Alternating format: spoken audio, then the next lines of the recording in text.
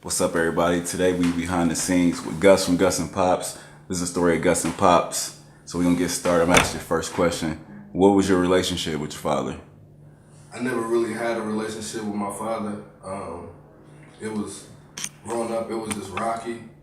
It was on and off until I was like 18 years old. I never really knew who he was.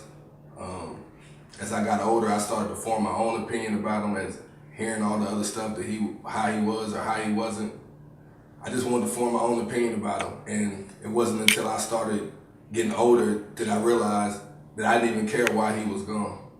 You know what I mean? That all that mattered was he was here and he was coming around me now. So I took a fake lottery ticket and I made him think that he won $5,000.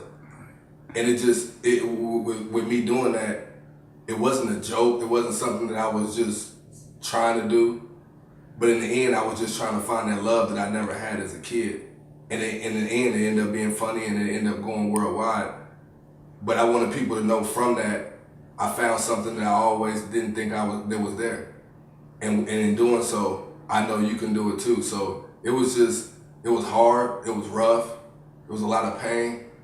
And I just want people to know, man, just don't ever give up on your people. Don't ever give up on your people. Don't ever think that you got it all figured out. Just live in the moment. Love them for what you got, and just cherish the moment, man. And that's all I really did. And I'm glad I was able to set my pride to the side and cherish him for that time. And in what ways do you think y'all episodes that y'all do like on Facebook and all that? How do you think that influences like everyone that watches and everyone that has those type of relationships or who don't have those type of relationships? I would hope it would get them closer to their loved ones and let them know that it's not over. Like I said, I didn't know who he was till I was 18 years old. He was living in the same town as me till I was 18 years old. He's never came to a basketball game. I played in over 2,000 basketball games. And he just recently came to my first basketball game in my whole life. So it's bigger than the time lost. It's just all about receiving the time that we have and just trying to make the most of it. And I know in us doing these videos and doing the laughs and jokes that we do, somebody close or somebody who lost their father or thought that their father wasn't going to be there for them or whatever, may reach back to them and go try to get closer to their father. And I hope they will look back at us and understand that it was a lot of hurt, it was a lot of pain.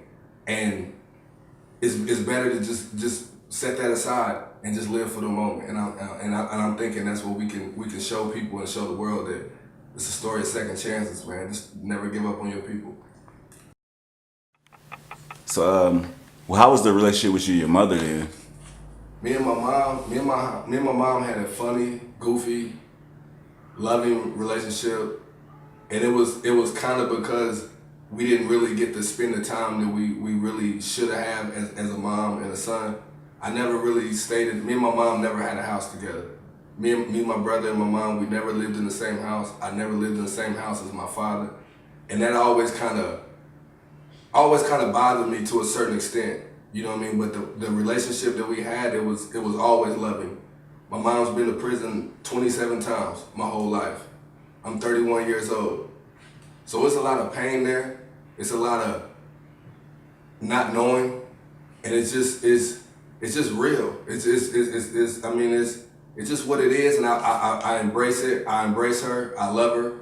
And I just make that part of my story, that it's not about what you go through and what you've been through, is how you get through it. And I've just been able to have good people around me, man, and have people that kept me focused and stable.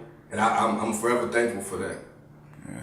So how do you take those situations with both parents and, take that and make it a positive and just, switch up and do everything in the positive way that you've been doing so far, you think?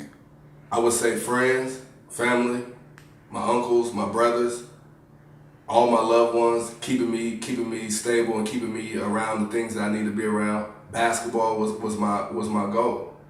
Basketball was going to take me to places that I've never seen, and it continues to do to this day.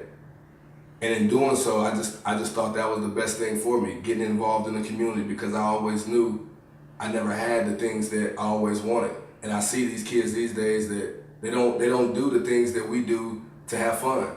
when I was a kid, to get away from the drama and the crazy life that I was dealing with, I'll go fishing out in the country. I'll go four-wheeler riding with my friends. I do stuff that was just, nowadays is out of the norm to these kids to do the things that I used to do. And that just kept me sane. That kept me away from the drama and the police and the things that I always seen. And I'm forever thankful for that. If you could say one thing to your son right now, what would you say to him? Man, with my son, it's kind of like the same thing that I went through with my dad. I'm going in and out of his life, not really having a relationship that we should have, not caring the circumstances of what got us to this point, but just trying to live in the moment. And at this time, it's just been rough. It's been rough. If I could tell him one thing, I'd tell him, don't ever give up on me. Don't ever give up on me. As crazy and misguided as our life has been for these past 5-6 years, don't ever give up on me.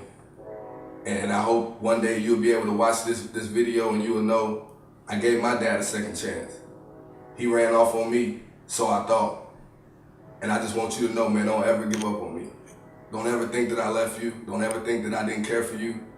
And it's just a story of second chances, man. It's Gus and Pops, man. Who knows them? Don't you ever go expose them. This life is harder than you probably ever know. Emotions I hardly ever show. More for you than for me. Don't you worry yourself, I gotta do this for me. They tell me life is a test, but where's the tutor for me? Pops came late, I'm already stuck in my ways. Ducking calls from my mother for days. Sometimes she hate the way she raised me, but she love what she raised. Can't wait to hand her these house keys with nothing to say except